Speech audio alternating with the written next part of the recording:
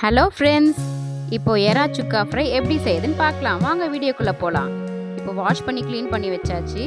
2 சொட்டு எலுமிச்சை பழச்சாறு, கொஞ்சமாக குழம்பு மிளகாய் பொடி, கொஞ்சமாக மஞ்சள் பொடி, ட்ரை மிளகாய் பொடி கொஞ்சம், கரம் மசாலா கொஞ்சம், தேவையான அளவு உப்பு, இஞ்சி பூண்டு பேஸ்ட் சேர்த்துக்கோங்க. இப்போது பொடிசாக நறுக்கிய வெங்காயம், 2 பச்சை மிளகாய், கொஞ்சமாக கொத்தமல்லி, கருவேப்பிலை எல்லாத்தையும் போட்டு மிக்ஸ் பண்ணிக்கிட்டு இப்போ தவா வச்சு எண்ணெய் ஊற்றிக்கிட்டு இப்போ மிக்ஸ் பண்ணி வச்ச ப்ரானை அதில் சேர்த்துக்கலாம்.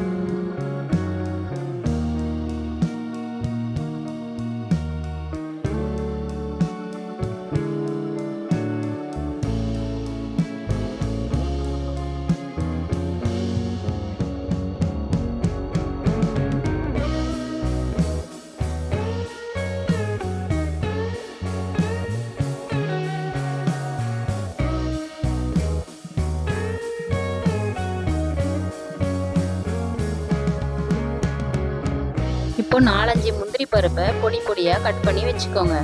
அதில் சேர்த்துக்கோங்க. சாப்பிடும் போது டேஸ்ட்டாக இருக்கும்.